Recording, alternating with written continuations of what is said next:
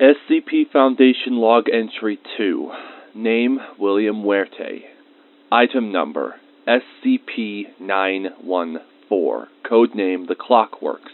Object Class, Safe.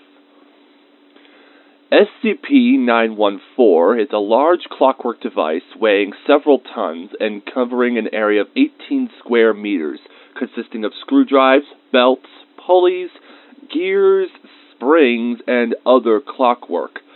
It is incredibly complex, consisting of over 8 million moving parts comprised mostly of tin and copper, with some wooden and cloth items observed. Observation and probing have showed no electronic assemblies or any form of power other than the mainspring under the selection panel.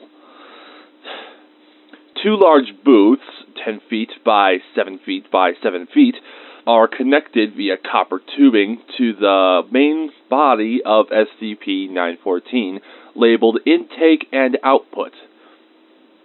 Between them is a copper panel with a large knob with a small arrow attached.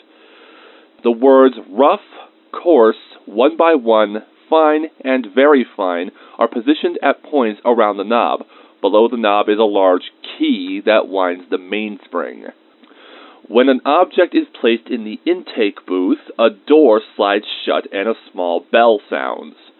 If the knob is turned to any position and the key wound up, SCP-914 will refine the object in the booth. No energy is lost in the process, and the object appears to be in stasis until the output booth door is open.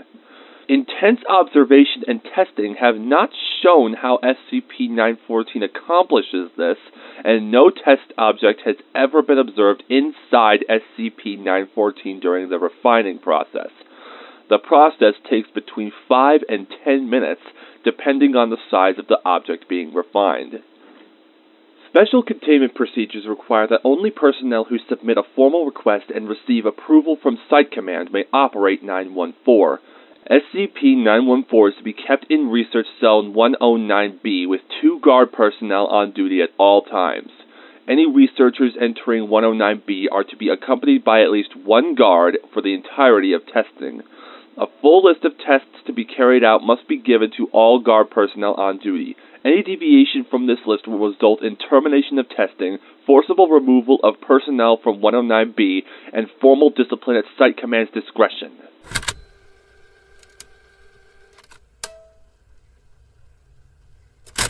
Log Entry Number 1. We received SCP-914 earlier today, though getting it into its designated spot proved quite stressful, to say the least, given its sheer size and the fact that it's so bloody heavy that we needed 2 forklifts just to get it in here.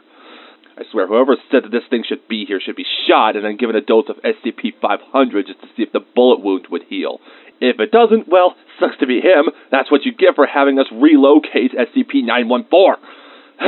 Yes, I am bitter. Can you not tell? Damn it, I'm not fit for any testing right now. I'm so agitated. We'll continue this tomorrow. End of log. God fucking damn it. Stupid shit.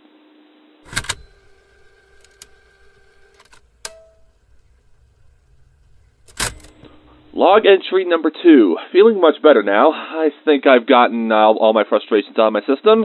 I'm ready to get to work. Let's see. First order of business is to use 1 kilogram of steel while having it on the rough setting.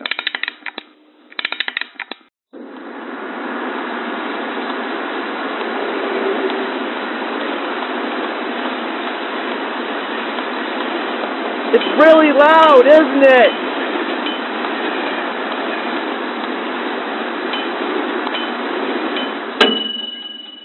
Let's see.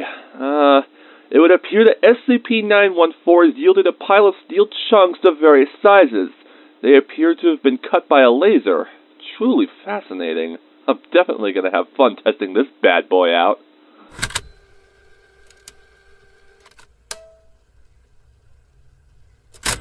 Log Entry Number 3. I have given SCP-914 the same 1 kilogram of steel 3 other times, each on a different setting.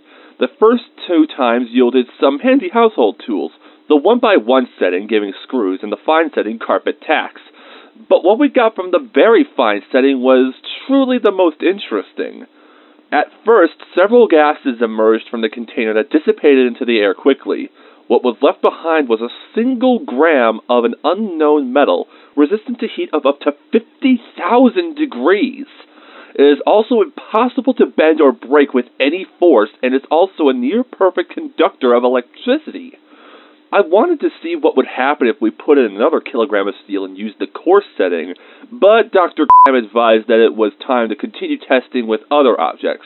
I suppose he's right. I mean, we're not going to be able to top a gram of adamantium, or whatever the hell this metal is. End of log.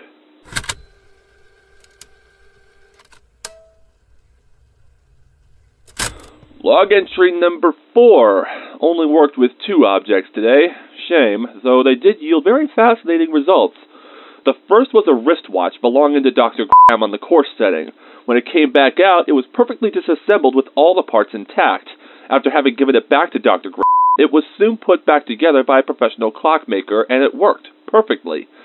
The other item was a cell phone belonging to using the 1x1 setting. What we got was an entirely different cell phone, different make and different model. I'm telling you, I am in love with SCP-914 so far.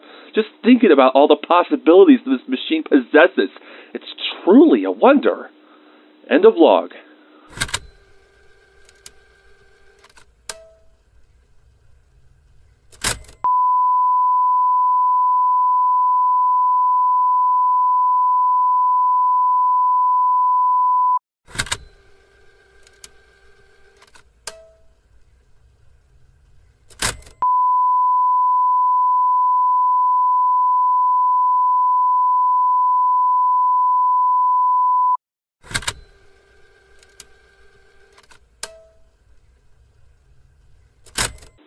Log entry number 7.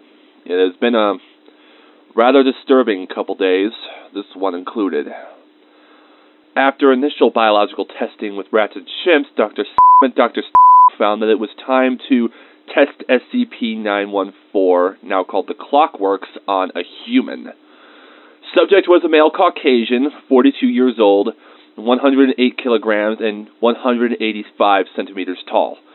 After using the 1x1 setting, what we got back was a male Hispanic, 42 years old, 100 kilograms, and 188 centimeters tall. Confused and agitated, he attacked the security personnel aggressively.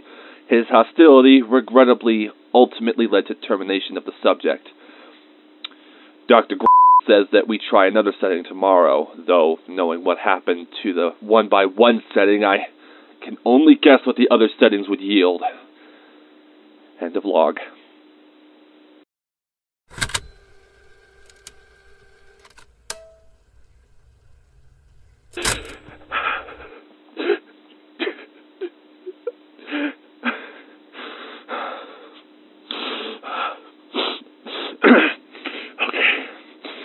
Come on, William, you can do this. Log entry number 8. I'm literally jumping at shadows here. Literally, all we can do now is pick up the pieces. I really don't know how this came about, but this apparently all happened because of the Clockworks. Alright. I'm sounding like a babbling loon right now. Let me compose myself.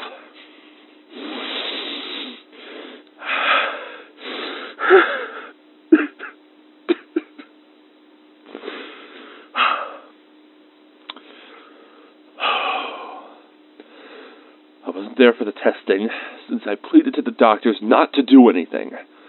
But they were convinced that they had it all under control. Yeah, under control my ass. Do you call escaping the test chamber, killing 8 guards as well as the good doctors, and then, afterwards, causing a containment breach on 3 SCPs under control? To top it all off, the subject dissolved into this blue ash, and it remained airborne for a while, which blinded anyone it touched. Thank God the damn thing is dead. Damage is pretty substantial, though it seems that the Clockworks itself remains unscathed. Other damage includes corrosive damage to the plumbing and partial memory loss of the special response team that engaged the subject.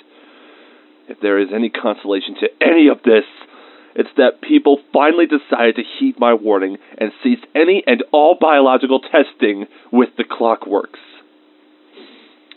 End of log.